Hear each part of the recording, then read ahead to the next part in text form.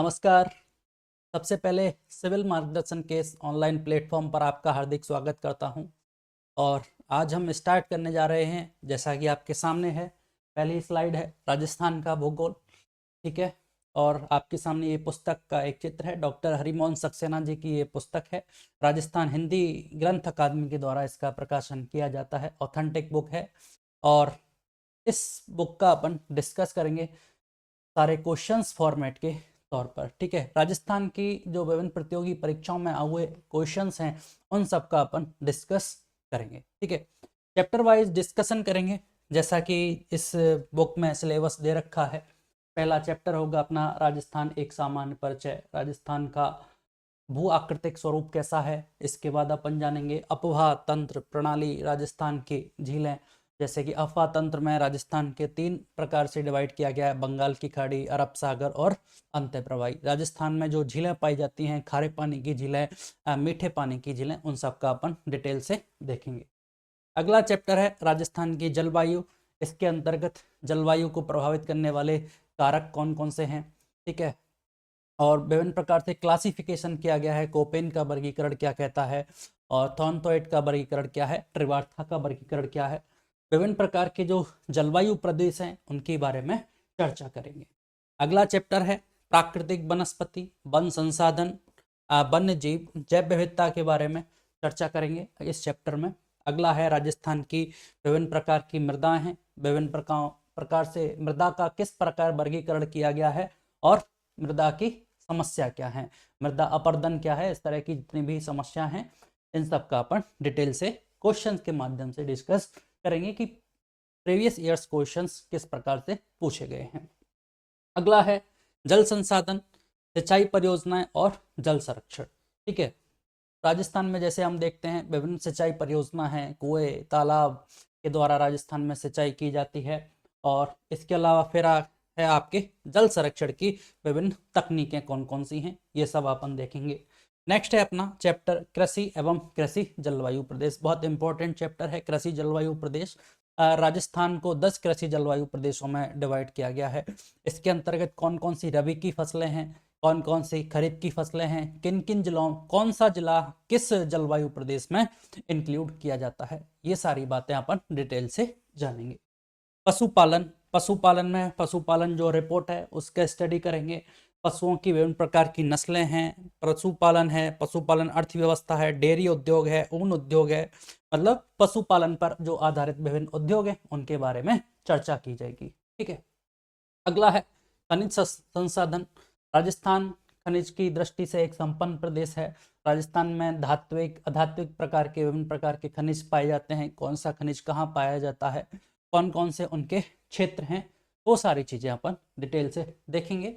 संसाधनों की संभावना क्या है, संरक्षण क्या है, किस तरह से खनिजों का संरक्षण किया जा सकता है, इसमें समस्याएं क्या हैं, आपके बहुमूल्य खनिज हैं, विभिन्न प्रकार के पत्थर अधात्विक खनिज, सारों का अपन डिटेल से देखेंगे। अगला है ऊर्जा संसाधन।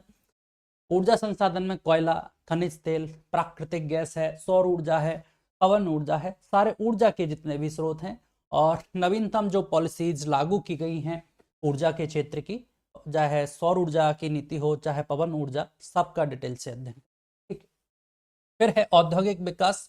राजस्थान में विभिन्न प्रकार के उद्योग हैं, कृषि पर आधारित हो, है ना। जैसे वर्गीकरण किया गया है आपका, सूती वस्त्र उद्योग है, ऊन उद्योग है, चीनी उद्योग, सीमेंट उद्योग, धातु उद्योग, इंजीनियरिंग है। ये सारे उद्योगों को अपन देखने वाले हैं।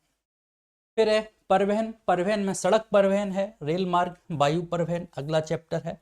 इस तरह से अगला चैप्टर मानव संसाधन, जनसंख्या, जनसंख्या का वितरण किस प्रकार से किया गया है। ठीक है। और जनसंख्या घनत्व कितना है, लिंगानुपात कितना है, अपनी साक्षरता दर कितनी है, और अनुसूचित जाति जनजाति की जनसंख्या क्या है, विभिन्न प्रकार की जनसंख्या वितरण में समस्याएं क्या हैं, इनका जनसंख्या नियोजन किस प्रकार से किया गया है, ये चैप्टर में अपन देखने वाले हैं। फिर है राजस्थान की जनजातियां। राजस्थान में देखा जाता है कि भील है, गरासिया है, डामोर है, सहरिया जनजाति, मीडा जनजाति पाई जाती हैं। इन सभी जनजातियों की जो विशेषताएं हैं, चाहे सामाजिक विशेषता हो, चाहे आर्थिक हो, और चाहे इनकी राजनीतिक व्यवस्थाएं हैं, किस हिसाब से इनका कल्चरल एक्टिविटीज है, सबका अध्ययन करेंगे। ठीक। फिर है राजस्थान में पर्यटन, बहुत इंपॉर्टेंट चैप्टर है राजस्थान का पर्यटन। पर्यटन से अक्सर करके क्वेश्चंस आते ही हैं। पर्यटक की जैसे आवक है, देसी पर्यटक कितने आए, स्वदेशी पर्यटक और विदेशी पर्यटक कितने आए, किस जिले में सर्वाधिक पर्यटक आए, इनसे रिलेटेड जितने भी क्वेश्चंस बनते हैं उनका डिस्कस किया जाएगा। फिर राजस्थान में पारिस्थितिकी संकट और पर्यावरण प्रदूषण की समस्या है, मरुस्थलीकरण है, सूखा है, अकाल, पर्यावरण प्रदूषण की समस्या, ये सारी बातें। फिर इसके बाद राजस्थान के भौगोलिक प्रदेशों का निर्धारण किस हिसाब से किया गया है, राजस्थान के बृहद भौगोलिक प्रदेशों का वर्गीकरण किया गया है। ठीक है, तो ये सारे चैप्टर्स राजस्थान ज्योग्राफी को इस तरह से एक कंप्लीट करेंगे। और इस तरह से आज अपन स्टार्ट करने जा रहे हैं राजस्थान का कौन सा पहला चैप्टर है, राजस्थान का सामान्य परिचय, जिसके अंतर्गत हम राजस्थान का स्थिति विस्तार, राजस्थान का क्षेत्रफल, राजस्थान के भौतिक विभाजन किया गया है, वो सारी चीजें अपन डिस्कस करेंगे। ठीक है, तो चलिए स्टार्ट करते हैं। आज का हमारा जो पहला क्वेश्चन है क्या रहने वाला है, चलिएगा देखिएगा। अपना पहला क्वेश्चन है, भू आकृति की दृष्टि से राजस्थान को कितने उपक्षेत्रों में डिवाइड किया गया है। बात की गई है राजस्थान की भू आकृति के आधार पर राजस्थान को कितने उपक्षेत्रों में डिवाइड किया गया है। सबसे पहले तो हमें जानना होगा उपक्षेत्रों से पहले कि ये उपक्षेत्रों में डिवाइड किसने किया है। तो राजस्थान की जो भू आकृतिक संरचना है, चाहे भूगर्भिक संरचना है, और राजस्थान में उच्च आवास की दृष्टि है विभिन्न प्रकार से विविधतापूर्ण लिए हुए है। एक तरफ हम देखते हैं मरुस्थल का प्रदेश है पश्चिमी में, चाहे, और वहीं पूर्व में उसके अपोजिट पूर्वी मैदान है, अरावली पर्वतीय प्रदेश है, वहीं हाड़ौती का पठार स्थित है। तो जो डॉक्टर बीसी मिश्रा थे, प्रोफेसर कौन से, BC Mishra, professor BC Mishra ने जो भौगोलिक विभाजन किया वो 7 भागों में डिवाइड किया था राजस्थान को।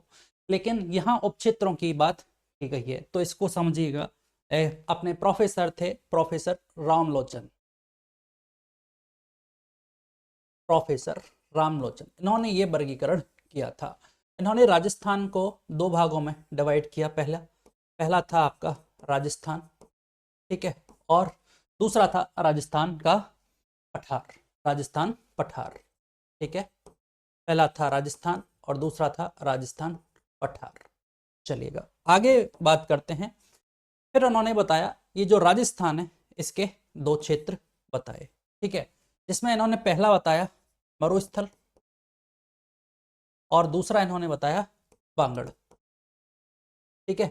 इस तरह से राजस्थान और राजस्थान का पठार, और फिर इन्होंने बताया मरुस्थल और बांगड़। इसी तरह से जो राजस्थान का पठार है उसको भी 2 भागों में डिवाइड किया, जिसमें पहला था आपका अरावली और दूसरा था, अगला जो भौतिक प्रदेश है वो है चंबल। थोड़ा सा डिफरेंट तरह से इन्होंने वर्गीकरण किया राजस्थान का। आप देखिए राजस्थान को इन्होंने 2 भागों में बताया, डॉक्टर रामलोचन जी ने, राजस्थान और राजस्थान का पठार। राजस्थान को 2 भागों में डिवाइड किया, मरुस्थल और बांगड़, और अरावली और चंबल, ठीक है। फिर इसके उपक्षेत्र बताए इन्होंने कौन से, मरुस्थल के इन्होंने 3 डिवाइड कर दिया। कौन कौन सा, पहले बताया इन्होंने जैसलमेर, बाड़मेर और बीकानेर, ठीक है। फिर बात करते हैं बांगड़ की। बांगड़ के इन्होंने डिवाइड किया 4 भागों में, जैसा कि हम पढ़ते ही हैं, जिसमें से आपका पहला है, आपका देखिएगा, पहला है घग्गर बेसिन, जो कि अपन पढ़ते हैं।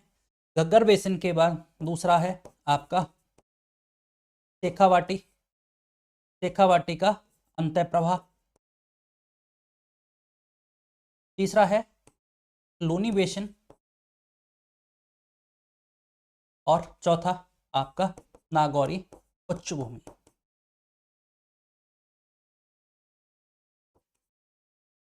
ठीक है, इस तरह से इन्होंने बांगड़ को क्लासिफाई किया। अरावली, अरावली का अध्ययन तो हम करते ही हैं, 3 भागों में डिवाइड किया, इन्होंने भी वही 3 भाग बताए। कौन कौन से, उत्तरी अरावली, और फिर उन्होंने बताया मध्य अरावली, और तीसरा है आपका दक्षिण अरावली। ठीक है। इसी तरह चंबल के भी इन्होंने दो पार्ट बताए, एक तो लंबवत और निम्न चंबल, इस तरह से। ठीक है, तो इस तरह से कुल मिलाकर इन्होंने कितने बता दिए, राजस्थान के 12 उपक्षेत्र, और यही हमसे क्वेश्चन में पूछा गया है। ठीक है, तो इस तरह से इन्होंने बताए राजस्थान के 12 उपक्षेत्र। डॉक्टर रामलोचन जी ने राजस्थान का पठार, राजस्थान को दो भागों में क्लासिफाई किया, मरुस्थल और बांगड़। राजस्थान के पठार को अगेन अरावली और चंबल में डिवाइड किया। मरुस्थल को इन्होंने बताया कि भाई इसके 3 भाग हैं, जैसलमेर, बाड़मेर और बीकानेर। बांगड़ प्रदेश ये तो अपन जानते हैं, कौन सा, घग्गर बेसिन, लूनी बेसिन, शेखावाटी अंतःप्रभा और नागौरी उच्चभूमि। अरावली वही 3 पड़ते हैं, उत्तरी अरावली, मध्य अरावली और दक्षिण अरावली। वहीं चंबल को इन्होंने लंबवत और निम्न चंबल के रूप में डिवाइड किया। तो खास इंपॉर्टेंट है नहीं हमें, लेकिन पता होना चाहिए। राजस्थान को 12 उपक्षेत्रों में विभाजित किया, नाम पूछा जा सकता है, किसने बताया, तो डॉक्टर रामलोचन जी ने ये वर्गीकरण बताया। ठीक है, तो हमसे यही क्वेश्चन में पूछा गया था कि भू आकृति की दृष्टि से राजस्थान को कितने उपक्षेत्रों में बांटा जा सकता है, तो ऑप्शन 11, 12, 13, 14 थे, तो सी ऑप्शन अपना राइट आंसर होगा कि राजस्थान को भू आकृति की दृष्टि से 12 उपक्षेत्रों में विभाजित किया गया है। और किसने विभाजित किया, नाम इंपॉर्टेंट है हमारे लिए कि डॉक्टर रामलोचन जी ने इसको डिवाइड किया। चलिएगा अगला क्वेश्चन, फिर बात करते हैं राजस्थान को उसकी भू आकृति की दृष्टि से कितने प्रमुख क्षेत्रों में बांटा जा सकता है। तो प्रमुख क्षेत्रों की जब बात की जाएगी तो यहां से आप देखिए प्रमुख क्षेत्र तो 4 हैं, मरुस्थल, बांगड़, अरावली और चंबल। और राजस्थान की जब उच्चावच की दृष्टि से भी बात करते हैं तो प्रमुखतः 4 भागों में राजस्थान को डिवाइड किया गया है, जैसा कि अपन जानते हैं। पहला कौन सा, शुष्क मरुस्थलीय प्रदेश, ठीक है। दूसरा है आपका अरावली प्रदेश, तीसरा है पूर्वी मैदानी प्रदेश, और चौथा है हाड़ौती का पठार। ठीक है, तो ये बात हमें ध्यान रखनी है, इस तरह से बी ऑप्शन अपना राइट आंसर। सारे की सारे क्वेश्चंस एग्जाम में पूछे गए हैं। ठीक है, चलिए अगला क्वेश्चन, राजस्थान में अंतःस्थलीय प्रवाह के मैदान को किस रूप में जाना जाता है। सबसे पहले एक वर्ड आया है अंतःस्थलीय प्रवाह, ये जानना होगा अंतःस्थलीय प्रवाह क्या होता है। जब अपन राजस्थान का अपवाह तंत्र पढ़ते हैं तो हम देखते हैं कि राजस्थान के अपवाह तंत्र को 3 भागों में डिवाइड किया गया है, बंगाल की खाड़ी, अरब सागर और अंतः प्रवाह। ठीक है, इसका मतलब क्या है, कुछ नदियों का उद्गम होता है और वो कुछ संगम कहाँ बनाती हैं, अरब सागर में गिरती हैं, कुछ नदियां बंगाल की खाड़ी में गिर जाती हैं। लेकिन कुछ नदियों का उद्गम तो होता है लेकिन वो अपने संगम तक ना पहुंचने से पहले ही विलुप्त हो जाती हैं, तो वो क्या कहलाता है, वो प्रवाह अंतः प्रवाह कहलाता है। और ये जो अंतः प्रवाह है राजस्थान में कहाँ पाया जाता है, तो ये है आपका शेखावाटी प्रदेश में पाया जाता है, क्योंकि नाम से ही जब अपन पढ़ते हैं तो आपने पढ़ा होगा शेखावाटी अंतः प्रवाह के नाम से, अपन इसको प्रदेश को ही इस नाम से पढ़ते हैं, शेखावाटी अंतः प्रवाह। ठीक है, और राजस्थान की जो आपका अंतः प्रवाह है, राजस्थान का अंतः स्थलीय प्रवाह है वो कितना प्रतिशत है, आपको पता है 60% है। वहीं बंगाल की खाड़ी अपवाह तंत्र कितना है, 23%।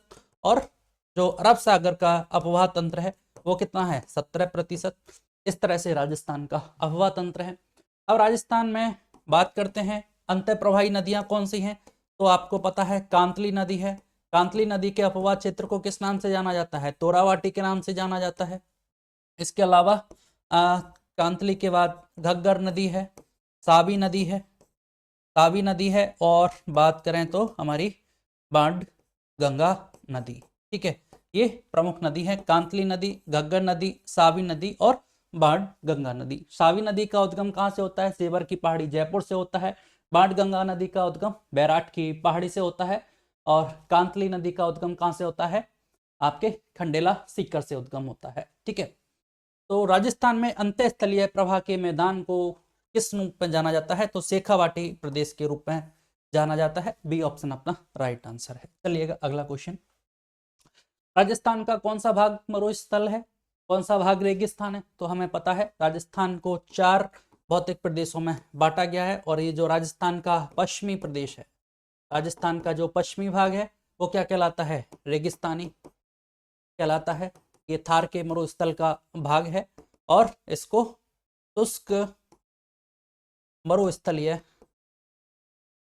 प्रदेश के नाम से जाना जाता है। ठीक है, और राजस्थान में इसका विस्तार कितना है, 61.1% इसका विस्तार है मरुस्थलीय प्रदेश का। अध्ययन की दृष्टि से आपको पता है इसको दो भागों में डिवाइड किया गया है। वो कौन सा है, शुष्क प्रदेश और अर्ध शुष्क प्रदेश।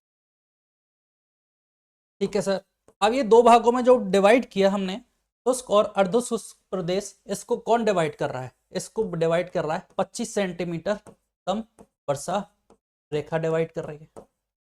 ठीक है, यहां से अगले देखिए, जो आपका शुष्क प्रदेश है इसको अध्ययन की दृष्टि से अगेन दो भागों में डिवाइड किया। कौन सा, आपका शुष्क प्रदेश को दो भागों में डिवाइड किया गया है, वो है आपके बालू का स्तूप मुक्त, बालू का स्तूप मुक्त, ठीक है, और बालू का स्तूप युक्त प्रदेश। सबको डिटेल्स में देखेंगे आने वाले क्वेश्चंस के माध्यम से। और वहीं अर्धशुष्क जो प्रदेश था उसको भी चार भागों में डिवाइड किया गया है। अर्धशुष्क प्रदेश में आपका है घग्गर बेसिन, दूसरा है लूनी बेसिन, तीसरा है आपका नागौरी उच्च भूमि, और अपने अभी देखा था चौथा है शेखावाटी अमतय प्रभा। ठीक है, तो इस तरह से चार भागों में डिवाइड किया गया और इस तरह से अपन मरुस्थल का अध्ययन करते हैं। इस शुष्क मरुस्थलीय प्रदेश का 61.1% जो क्षेत्रफल है, इसका विस्तार कितने किलोमीटर में है, 1,75,000 वर्ग किलोमीटर में ये विस्तृत है। ठीक है, और बात करें तो इसमें राजस्थान के लगभग 12 जिले इसमें इंक्लूड हैं मरुस्थलीय प्रदेश में, और इस 61.1% में राज्य की 40% जनसंख्या निवास करती है। इस तरह से इन सब की डिटेल्स अपन धीरे धीरे क्वेश्चंस के माध्यम से जानेंगे। ठीक है, अब ये हमारा क्वेश्चन था, राजस्थान का कौन सा भाग रेगिस्तान है, तो राजस्थान का पश्चिमी भाग रेगिस्तान के रूप में जाना जाता है। अगला क्वेश्चन देखिए, राजस्थान में कौन सा मरुस्थल स्थित है, तो राजस्थान में कौन सा मरुस्थल है, गोबी का मरुस्थल नहीं, राजस्थान में थार का मरुस्थल है। ठीक है, थार का रेगिस्तान स्थित है, और इसका जो क्षेत्रफल की बात करें ग्रेट डेजर्ट ऑफ इंडिया के अनुसार इसका जो क्षेत्रफल है टोटल 2,38,254 किलोमीटर स्क्वायर है। ये हमें याद रखना है। जो थार का रेगिस्तान है उसका क्षेत्रफल कितना है, 2,38,254 किलोमीटर स्क्वायर में ये विस्तृत है। भारत और पाकिस्तान में इसका डिवाइड किया गया है, और भारत में विस्तार कितना है, भारत की बात करें तो भारत में लगभग 85% इसका विस्तार है, जबकि पाकिस्तान में 15% के भूभाग पर ये मरुस्थल का विस्तार है। अब 2,38,000 में से जब इसकी बात करें भारत में मुख्यतः ये राजस्थान, ठीक है, गुजरात और पंजाब, हरियाणा, ये चार राज्यों में ये विस्तृत है। ठीक है, अब राजस्थान की बात करें, राजस्थान में इसका क्षेत्रफल कितना है, राजस्थान में इसका क्षेत्रफल है 1,75,000 वर्ग किलोमीटर स्क्वायर में ये राजस्थान में फैला हुआ है। ठीक है, तो राजस्थान में कौन सा मरुस्थल स्थित है, तो थार का मरुस्थल, बी ऑप्शन अपना राइट आंसर हो। चलिएगा अगला क्वेश्चन, राजस्थान के किस भौतिक क्षेत्र में पलाया झीलें पाई जाती हैं। सबसे पहले हमें जानना होगा पलाया झीलें क्या हैं। तो बात करते हैं पलाया झीलें, तो जो मरुस्थल है थार का मरुस्थल, इस मरुस्थल में क्या होता है, अस्थायी पानी की झीलों का निर्माण होता है। ठीक है, अस्थायी झीलों का निर्माण होता है, जिन्हें क्या कहते हैं, पलाया झीलों के नाम से जाना जाता है मरुस्थल में। पलाया, इसका जो दूसरा नाम है वो खड़ीन है, खड़ीन या पलाया झीलें। मानसून के दौरान अस्थायी झीलों का निर्माण हो जाता है रेगिस्तान में, जिनको क्या कहा जाता है, पलाया या खड़ीन के नाम से जाना जाता है। ठीक है, अब बात करते हैं इसके बारे में थोड़ा सा और आगे, पलाया झीलों के बारे में। हाँ, तो देखिए पलाया झीलें क्या थी, मानसून के दौरान अस्थायी जो झीलों का निर्माण हो रहा था उनको पलाया झीलें कहते हैं। और यहाँ से इसकी एक इम्पोर्टेंट जो विशेषता है वो ये है, इन झीलों के दौरान रबी की फसलों के लिए ये महत्वपूर्ण है। रबी की फसलों के लिए महत्वपूर्ण है। और एक खास इंपॉर्टेंट बात यह है कि यहाँ जो कृषि की जाती थी खड़ीन, वो किसके द्वारा की जाती थी? वो पालीवाल ब्राह्मणों के द्वारा कृषि की जाती थी। ये ठीक है, ये कुछ बातें हमें याद रखनी होंगी। तो राजस्थान के वो किस भौतिक क्षेत्र में पलाय झीलें पाई जाती हैं? तो ये तो सिंपल है, हाड़ौती का मैदान, पठार मैदान, अरावली प्रदेश और थार का रेगिस्तान। तो रेगिस्तान में ये पाई जाती हैं। रेगिस्तान में कहाँ? मुख्यतः आपके जैसलमेर में। रेगिस्तान की बात करें तो कहाँ पाई जाती हैं? याद रखना बहुत महत्वपूर्ण है, जैसलमेर में। और जैसलमेर में कहाँ पाई जाती हैं? जैसलमेर के उत्तरी भाग में।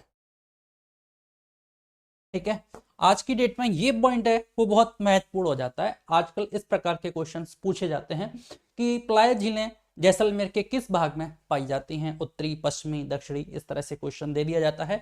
तो हमें सबसे इंपॉर्टेंट जो आज का इस क्वेश्चन का पॉइंट है वो यही है कि जैसलमेर के उत्तरी भाग में ये झीलें पाई जाती हैं। बाकी तो बेसिक है, पलाया झीलों को खड़ीन के नाम से भी जाना जाता है। ये अस्थायी झीलें हैं जो कि मानसून के दौरान निर्मित होती हैं, रबी की फसलों के लिए महत्वपूर्ण है। पालीवाल ब्राह्मणों के द्वारा यहाँ कृषि की जाती थी। जैसलमेर के उत्तरी भाग में ये पाई जाती हैं। ठीक है, चलिए अगला क्वेश्चन। थार रेगिस्तान का कुल क्षेत्रफल कितना है? तो बात कर चुके हैं, 2,38,254 किलोमीटर। ठीक है, और इस तरह से ये सी ऑप्शन अपना राइट आंसर होगा। और हमने बात की थी कि इसमें से 1,75,000 किलोमीटर राजस्थान में विस्तृत है, जो कि कितना बैठता है? लगभग 61.1% या कई बार 62% भी इसको बता दिया जाता है। ठीक है, चलिएगा अगला क्वेश्चन। निम्नलिखित कथनों पर विचार कीजिए तथा नीचे दिए गए कूट से सही उत्तर का चयन करना है। पहला ऑप्शन है अपने सामने, अनुप्रस्थ बालू का स्तूप चोरू और झुंझुनू जिलों में मिलते हैं। अवरोधी बालू का स्तूप पुष्कर क्षेत्र में मिलता है। जोधपुर जिला बालू का स्तूप मुक्त प्रदेश है। तो हमने देखा राजस्थान को 4 भौतिक प्रदेशों में बांटा गया है, जिसमें से पहला था शुष्क मरुस्थलीय प्रदेश, दूसरा अरावली प्रदेश, तीसरा आपका पूर्वी मैदानी प्रदेश और चौथा है हाड़ौती का पठार। ठीक है, तो सबसे पहले अपन बात करते हैं, मुख्यतः सबसे पहले जो अपन बात कर रहे हैं आज मरुस्थलीय प्रदेश की बात करते हैं। तो मरुस्थलीय प्रदेश का हमने क्षेत्रफल देखा, 61.1% भूभाग में ये विस्तृत है मरुस्थल, और लगभग यहाँ 40% जनसंख्या निवास करती है। फिर इसके बाद हमने देखा इस मरुस्थल को अध्ययन की दृष्टि से 2 भागों में डिवाइड किया, शुष्क मरुस्थल और अर्धशुष्क मरुस्थल। कौन डिवाइड कर रहा है? 25 सेंटीमीटर जो समवर्षा रेखा है उसके द्वारा डिवाइड किया गया है। ठीक है, शुष्क मरुस्थल में क्या होगा? 0 से नोट करते जाते हैं एक बार। शुष्क मरुस्थल में क्या होगा? 0 से 25 सेंटीमीटर वर्षा वाला होगा क्षेत्र। ठीक है, फिर बात करते हैं दूसरा क्या है आपका अर्धशुष्क। यहां वर्षा की मात्रा कितनी होगी? 25 से 50 सेंटीमीटर वर्षा। ठीक है, अब इस शुष्क की बात करें तो शुष्क को भी 2 भागों में डिवाइड किया गया था, देखा था हमने, कौन सा? पहला था बालू का स्तूप मुक्त और दूसरा है बालू का स्तूप युक्त प्रदेश। ठीक है, युक्त है और ये है मुक्त प्रदेश। कितना कितना इनका क्षेत्रफल में विस्तृत है? तो ये है आपके 41.50% भूभाग में। और जो बालू का स्तूप युक्त है, मतलब जिसमें बालू के स्तूप पाए जाते हैं, वो है आपका 58.50% भूभाग पर ये पाया जाता है। तो यहां से हमें जानना होगा, पहले तो सबसे पहले यही जानना होगा कि बालू का स्तूप होता क्या है, और फिर बात करेंगे उसके बाद कि मुक्त प्रदेश और युक्त प्रदेश। तो पवन के द्वारा मिट्टी का जमाव होता है। ठीक है, पवन के द्वारा, पवन हमें पता है वायु की जो प्रवाह है, पवन की जो गति है वो बहुत तेज होती है और इसके कारण मिट्टी का जमाव हो जाता है और मिट्टी का जमाव अलग अलग तरह से होता है, ठीक है। उसके आधार पर इनका क्लासिफिकेशन किया गया है। तो वो क्या कहलाता है, पवन के द्वारा मिट्टी का निक्षेपण या मिट्टी का जमाव बालू का स्तूप कहलाता है। और इसके आधार पर इसको दो भागों में डिवाइड किया गया, बालू का स्तूप मुक्त और बालू का स्तूप युक्त। अब मुक्त प्रदेश में क्या होगा, जहां पर मिट्टी का जमाव नहीं होगा, अर्थात वहां जो चट्टाने हैं वो कठोर चट्टाने पाई जाएंगी, उस क्षेत्र को क्या कहा जाता है, उस क्षेत्र को कहा जाता है हमादा के नाम से जाना जाता है, ठीक है। फिर इसका कितना क्षेत्रफल है, इसका ये 41.50% भूभाग पर विस्तृत है। फिर बात करते हैं बालू का स्तूप युक्त प्रदेश। युक्त प्रदेश जहां मतलब मिट्टी का जमाव या मिट्टी का निक्षेपण होता है, तो वो कितना है, ये 58.50% है। अक्सर इसमें कंफ्यूजन हो जाता है, तो क्षेत्रफल है उसको विशेष रूप से याद रखें। बालू का स्तूप मुक्त प्रदेश 41.50, वहीं बालू का स्तूप युक्त प्रदेश 58.50%, ठीक है। चलिए आगे बात करते हैं। अर्धशुष्क मरुस्थल ये कितना है, 25 सेंटीमीटर से 50 सेंटीमीटर इसमें बारिश होती है। इसको भी अध्ययन की दृष्टि से चार भागों में डिवाइड किया। ये कौन सा है आपका, इसके नाम है, इसमें पहला है आपका लूनी बेसिन, दूसरा है घग्गर बेसिन। लूनी बेसिन मतलब लूनी नदी का अफवाह क्षेत्र होगा, घग्गर बेसिन घग्गर नदी का अफवाह क्षेत्र। तीसरा है नागौरी उच्च भूमि, और चौथा है शेखावाटी अंत प्रभा, ठीक है। फिर इनका सारों का डिटेल से हम अध्ययन करेंगे और इस तरह से हमारा मरुस्थल कंप्लीट हो जाएगा। अब देखिए एक बार क्वेश्चन में क्या पूछा गया था। क्वेश्चन में पूछा गया है कि अनुप्रस्थ बालू का स्तूप चूरू और झुंझुनू जिलों में पाए जाते हैं।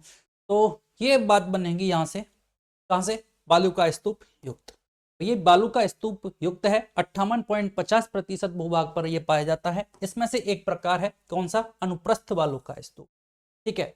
अनुप्रस्थ बालू के स्तूप से क्या तात्पर्य है, जब मिट्टी का निक्षेपण, मिट्टी का जमाव जो पवन की दिशा है उसके लंबवत होगा, उसके परपेंडिकुलर अगर मिट्टी का जमाव होता है मतलब, तो क्या कहलाएगा, अनुप्रस्थ बालू का स्तूप कहलाएगा। देखिए जब मिट्टी का जमाव पवन की दिशा के समकोण पर होता है तो वो क्या कहलाता है, अनुप्रस्थ बालू का स्तूप कहलाता है। और इसने बताया कि क्वेश्चन में कि ये चूरू और झुंझुनू जिलों में मिलते हैं। तो याद रखना कि अनुप्रस्थ जो बालू का स्तूप है वो आपके श्री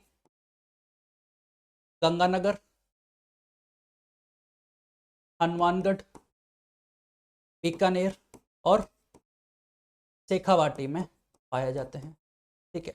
अब जब बात कर दी कि भाई शेखावाटी में पाए जाते हैं, इसका मतलब चूरू और झुंझुनू जिलों में ये पाए जाते हैं, तो यहाँ से ये आपका स्टेटमेंट राइट है, ठीक है।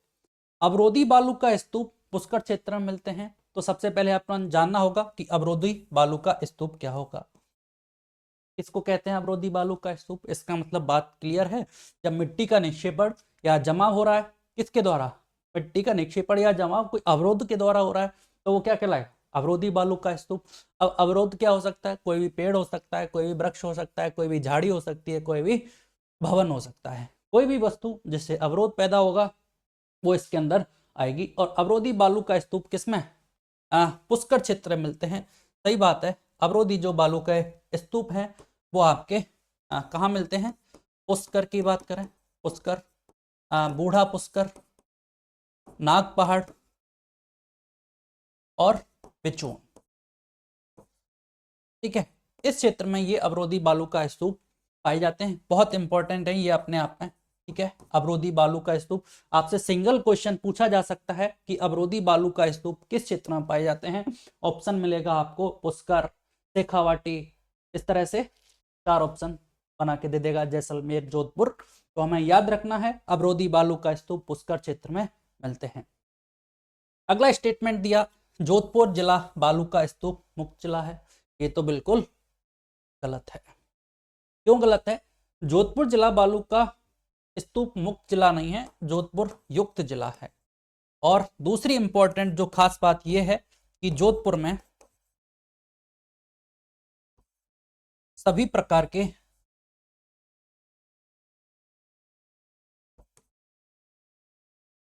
सभी प्रकार के बालू का स्तूप पाए जाते हैं। यहां से दो बातों का याद रखना होगा हमें। क्वेश्चन पूछा जाए राजस्थान का वह जिला जहां सभी प्रकार के बालू के स्तूप पाए जाते हैं, तो वो है आपका जोधपुर जिला। और वहीं क्वेश्चन ये पूछा जाए कि राजस्थान में सर्वाधिक बालू का स्तूप किस जिले में पाए जाते हैं, तो हमारा आंसर होगा जैसलमेर। क्वेश्चन दोबारा से सुनिएगा, राजस्थान का वह जिला जहां सर्वाधिक बालू का स्तूप पाए जाते हैं, तो आंसर होगा जैसलमेर। और राजस्थान का वह जिला जहां सभी प्रकार के बालू के स्तूप पाए जाते हैं, तो वो है आपका जोधपुर। तो पहला और दूसरा जो ऑप्शन है अपना राइट आंसर है, और ये अपना गलत है, सही उत्तर का चयन करना है। तो सी ऑप्शन अपना राइट आंसर होगा। ठीक है, चलिए अगला क्वेश्चन। आंकलबोर्ड फॉसिल पार्क स्थित है जोधपुर, बाड़मेर, जैसलमेर और बीकानेर। हमें पता है आंकलबोर्ड जो फॉसिल पार्क है वो जैसलमेर में स्थित है। यहां से फिर एक बार इंपॉर्टेंट बात कर लेते हैं, आंकलबोर्ड फॉसिल पार्क तो ये जैसलमेर में तो स्थित है, लेकिन जैसलमेर के कहाँ, दक्षिणी भाग में। बहुत इंपॉर्टेंट है, ये वाली बातें याद रखना।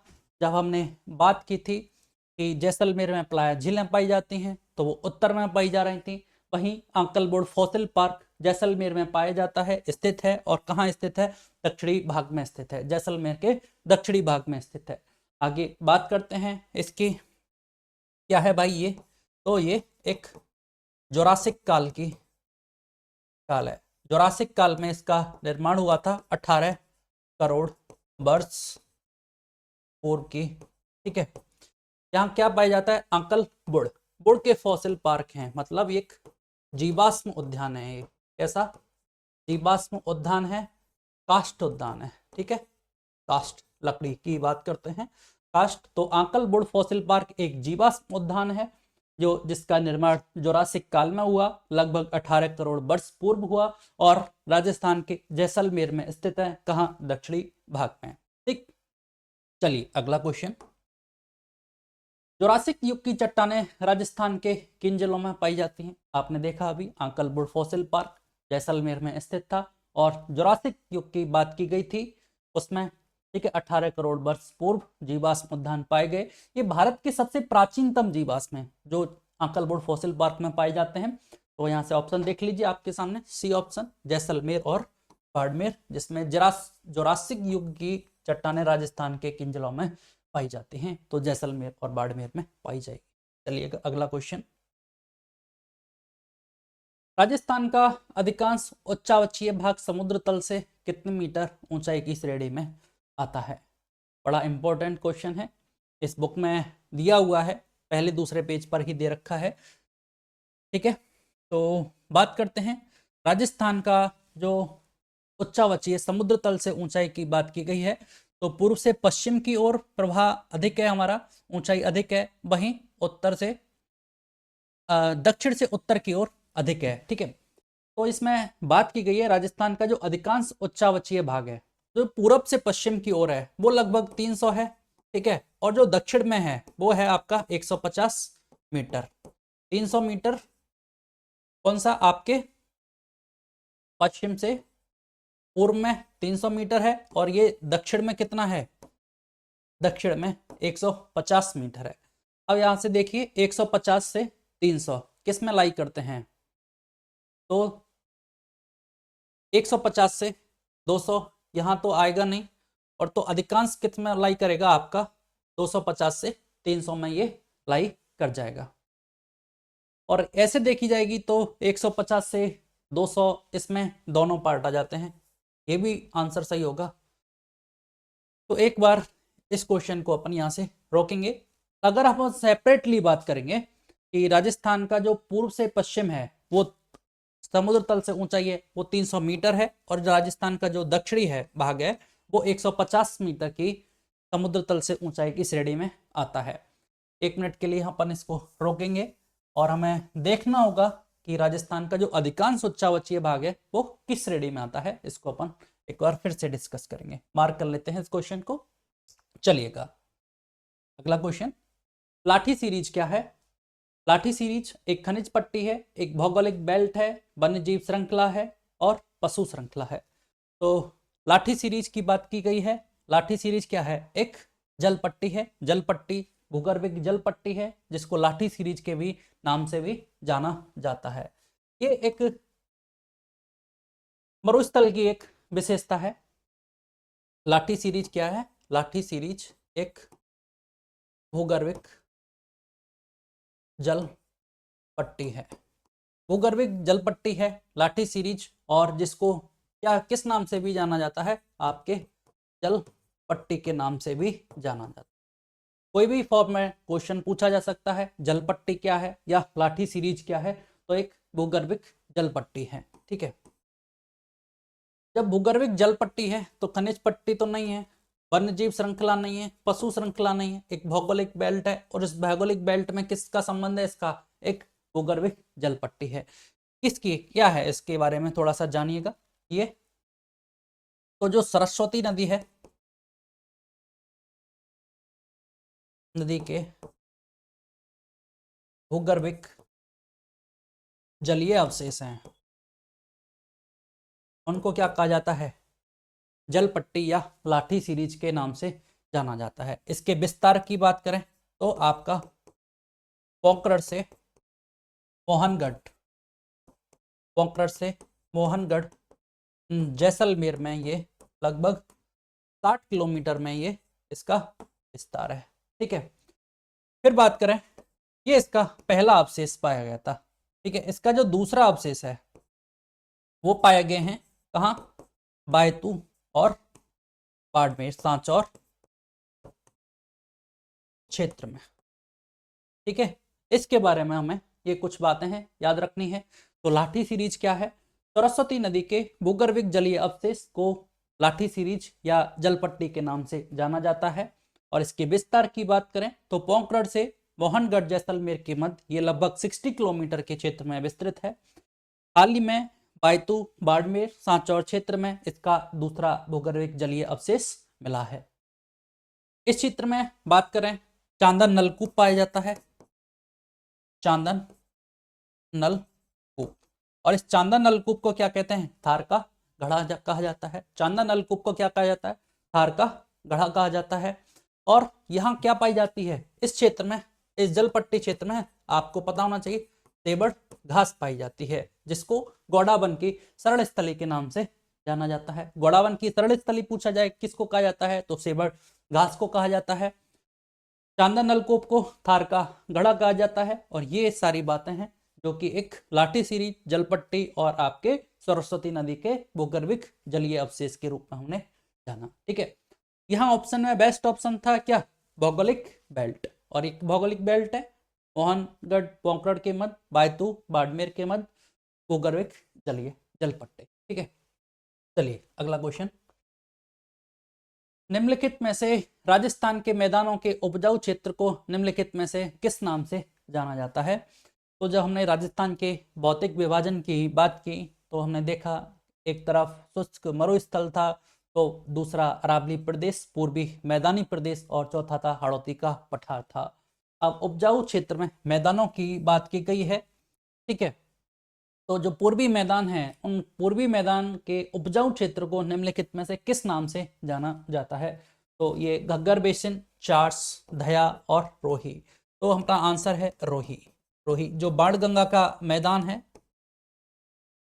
बाणगंगा नदी का मैदान है, उसको रोही का मैदान भी कहा जाता है। और यहाँ कौन सी मृदा पाई जाती है, जलोढ़ मृदा पाई जाती है। इस कारण इस यहाँ क्या है आपका जनसंख्या घनत्व भी सर्वाधिक है। ठीक है, तो राजस्थान के मैदानों के उपजाऊ क्षेत्र को क्या कहा जाता है, रोही के मैदान के रूप में भी जाना जाता है।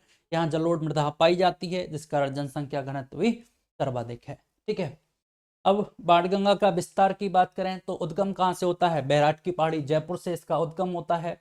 और इसका अपवाह क्षेत्र आपके कहाँ पे है, जयपुर में है, दौसा है, भरतपुर और खैरतल तिजारा में इसका अपवाह क्षेत्र है। चलिए अगला क्वेश्चन लाठी सीरीज से संबंधित है।